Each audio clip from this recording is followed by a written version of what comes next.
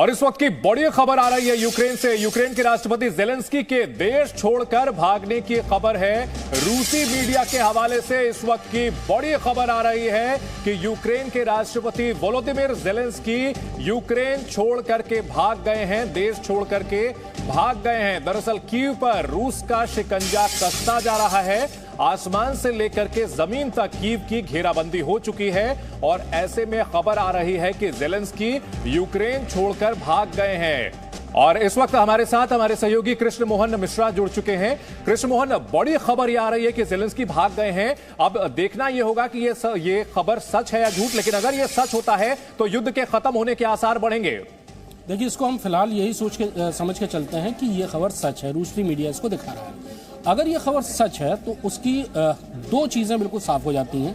एक तो कीव पर जो हमला करने के लिए रूसी सेनाएं आगे बढ़ी थीं और अब ये लग रहा था कि कीव पर बड़ा हमला होने वाला है, वो हमला अब नहीं होगा, वो बर्बादी नहीं होगी, सिविलियन कैजुअलिटीज नहीं होंगे, शहर तबाह नहीं होगा। ये बात तय है क्योंकि अगर जेलेंस्की वहां से निकल गए हैं तो ये लड़ाई, यूक्रेन वाली लड़ाई खत्म है।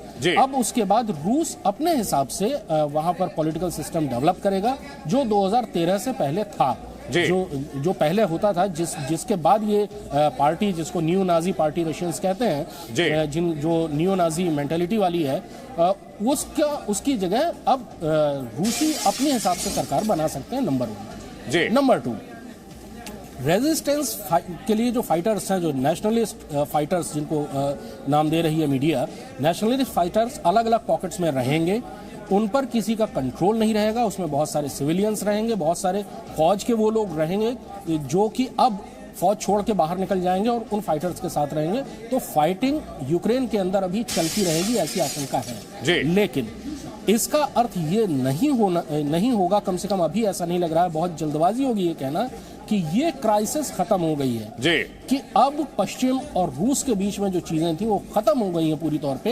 ये अभी तक नहीं कहा जा सकता क्योंकि जेलेंस्की अभी पोलैंड पहुंचे हैं, उसके बाद वो किसी न किसी देश में शरण लेंगे। हो सकता है जर्मनी चले जाएं, फ्रांस चले जाएं, यूके चले जाएं, अमेरिका चले जाएं, वो कहीं भी चले जाएं। और उसके बाद उनका रुख क्या होता है, क्या उनकी सरकार को अमेरिका या वेस्ट समर्थन देकर बाहर से चलाता है और ये कहता है कि ये लेजिटिमेट गवर्नमेंट यही है। दुनिया में बहुत सारी जगह ऐसी हैं कि जहां पर इस तरह से सरकारें चल रही हैं।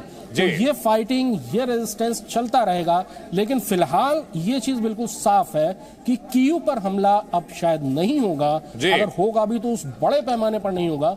फाइटर्स को फ्लश आउट करने के लिए छोटे मोटे ऑपरेशंस होते रहेंगे, लेकिन अब कम से कम वो लड़ाई खत्म हुई। कृष्ण मोहन, अगर बात की जाए जेलेंस्की की तो उनके ऑप्शंस उसी वक्त खत्म हो गए थे जब नेटो ने साफ कर दिया था कि वो सीधे लड़ाई में अब हिस्सा नहीं लेंगे। नो फ्लाई जोन बनाने की वो मांग बार बार कर रहे थे, वो मना कर दिया और नेटो ने साफ कह दिया था कि आपकी लड़ाई में हम हिस्सा नहीं लेंगे क्योंकि ये वर्ल्ड वॉर की शुरुआत होगी। तो ऐसे में 9 दिन टिक गए जेलेंस्की, ये भी लंबा अगर ये अवधि है, लेकिन क्योंकि 9 दिन भी टिकना यूक्रेन के लिए बहुत मुश्किल था रूस की ताकत के सामने। 9 दिन वो इसलिए टिक गए क्योंकि रूस ने पहले ही दिन, आपको याद होगा 24 फरवरी को जो सुबह पुतिन का डिक्लेरेशन था और उसके बाद रूस की रक्षा मंत्रालय ने जो कहा था, वो उन्होंने एक शब्द साफ तौर पर कहा था कि हम प्रिसीजन वेपन्स से हमला कर रहे हैं, सिलेक्टेड टारगेट्स पर हम हमला कर रहे हैं और हम कैजुअलिटीज, नागरिकों की बचाना चाहते हैं। रूस या कोई भी मुल्क जो कि रूस के बराबर ताकत का है, अगर चाहे तो कोई एक शहर जैसे कीव जैसा शहर उसके सामने टिक नहीं सकता है, खास तौर पर जब उनका एयर डोमिनेंस हो चुका हो। यानी यूक्रेन की जो हवाई ताकत है वो खत्म हो चुकी हो, एयर डिफेंस की ताकत उनकी खत्म हो चुकी हो। तो ऐसे में अगर बाहर से एक मिसाइलों का बराज या फाइटर जेट्स का एक बहुत बड़ा हमला किया जाए तो बहुत आसानी से शहर तबाह हो सकता है। लेकिन उससे बहुत लंबी कैजुअलिटी होती है, यूक्रेन की नागरिकों की बहुत कैजुअलिटी होती, और रूसी इस चीज को बचाना चाहते थे कि क्योंकि वो पहले से ही पूरी दुनिया के निशाने में है।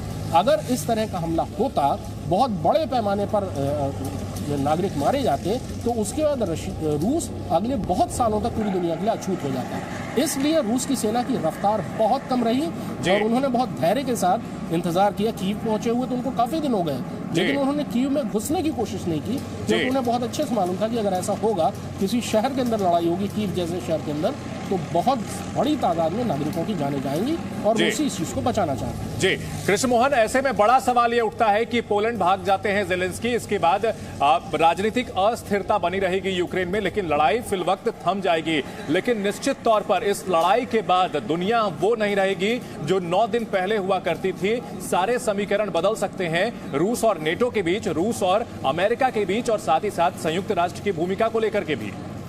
देखिए, अभी ये चीज़ कहना बहुत मुश्किल है कि आगे चीज़ें वेस्ट इसको किस तरह से लेगा, अमेरिका इसको किस तरह से लेगा, और दूसरे देश जो इस समय रूस के खिलाफ हमलावर हैं, उन पर हर किस्म के बैन लगा रहे हैं, वो किस तरह से लेंगे। क्योंकि रूस ने अपनी कार्रवाई नहीं रोकी है। ज़ेलेंस्की कीव छोड़कर भाग गए हैं। ज़ेलेंस्की को विदेश में कहीं पे भी आसानी से शरण मिलेगी और वहां से वो रूस का विरोध जारी रखेंगे। दरअसल पश्चिमी देशों को एक बहुत शानदार मोहरा मिला है, जिसके जरिए वो रूस पर अपने हमले बहुत तेज कर सकते हैं। जी।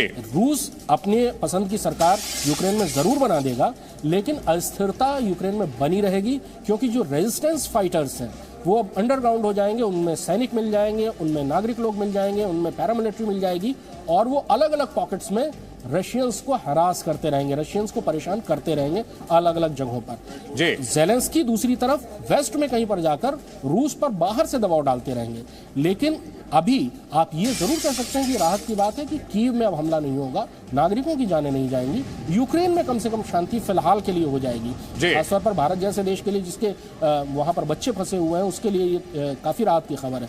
लेकिन आगे अभी रूस के खिलाफ मोर्चाबंदी न तो ढीली पड़ेगी और न ही खत्म होगी, अभी ये चीज चलती रहेगी। कृष्ण मोहन, अगर बात की जाए जो ज़ेलेंस्की भाग जाते हैं, तो उसके बाद जो चीजें हैं वो एंटिसिपेटेड लाइन पर ही है, क्योंकि सबको ये पता था कि रूस पर प्रतिबंध लगाए जाएंगे। सब ये भी जानते थे कि यूक्रेन जो है रूस के सामने नहीं टिक पाएगा। पुतिन की जो हिस्ट्री है, जिस तरह से उन्होंने जॉर्जिया और क्रीमिया में अपनी उन्होंने ताकत दिखाई थी, ये भी सबको पता था कि पुतिन जो है अपनी करके ही मानेंगे, अपनी चला करके ही मानेंगे। फिर आखिरकार 9 दिनों तक इस जंग से क्या हासिल हुआ, बड़ा सवाल ये रह जाएगा।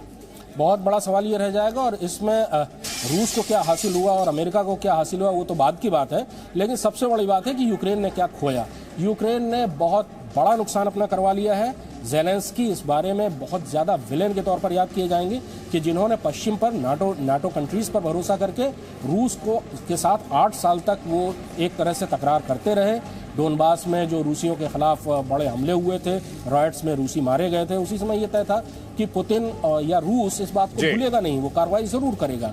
लेकिन पश्चिम के उकसावे के बाद ज़ेलेंस्की लगातार रूस के सामने खड़े रहे और उन्होंने बहुत बड़ा अपना नुकसान करवा लिया।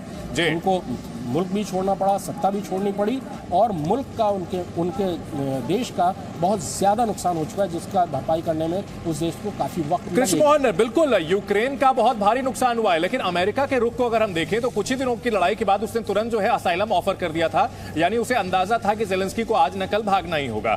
क्या यह माना जाए कि यूक्रेन जो है अगला अफगानिस्तान बन सकता है? आने वाले दिनों में वहां पर भी अस्थिरता बनी रहेगी और ज़ेलेंस्की जो है अफगानिस्तान के ही अशरफ गनी जैसा ही उनका स्टेचर रह जाएगा, या फिर उन्होंने इस 9 दिनों की लड़ाई से अपने लोगों के बीच अपनी पैठ सियासी तौर पर काफी मजबूत कर ली है?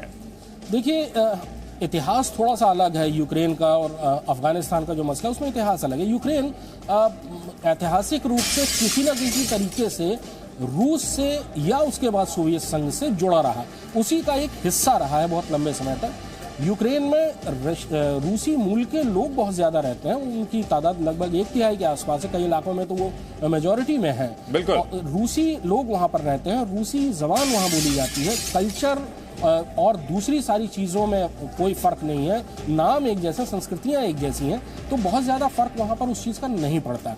हालांकि अभी किसी भी मुल्क में लोगों के दिल के घाव भरने में थोड़ा वक्त लगता है और उनको अपनी पुरानी स्थिति में आने में भी वक्त लगता है। लेकिन रूस कभी यूक्रेन पर कब्जा नहीं करेगा, करना चाहता भी नहीं था।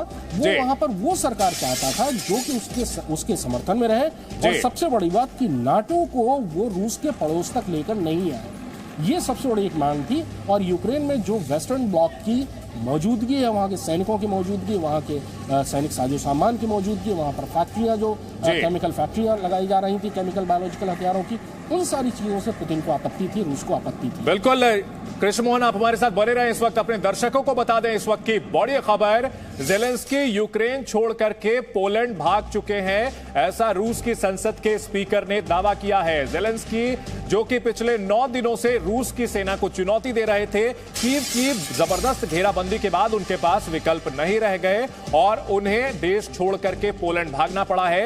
यह रूस की संसद के स्पीकर ने दावा किया है। रूसी मीडिया में यह बात जोर शोर से सामने आ रही है और यह बात इसलिए भी मुमकिन लग रही है क्योंकि रूस की सेना जबरदस्त घेराबंदी राजधानी कीव की कर चुकी है। 3 तरफ से 9 दिन पहले हमला बोला था और बहुत ही सुनियोजित तरीके से घेराबंदी को आगे बढ़ा रहे थे और अब जबकि राजधानी कीव में बिल्कुल अंदर तक घुस चुकी है रूसी सेना, तो ऐसे में यह माना जा रहा है कि ज़ेलेंस्की के पास विकल्प खत्म हो गए थे और वो देश छोड़ करके पोलैंड भाग चुके हैं। Presenting B News app, available on Google Play and App Store. Download it now.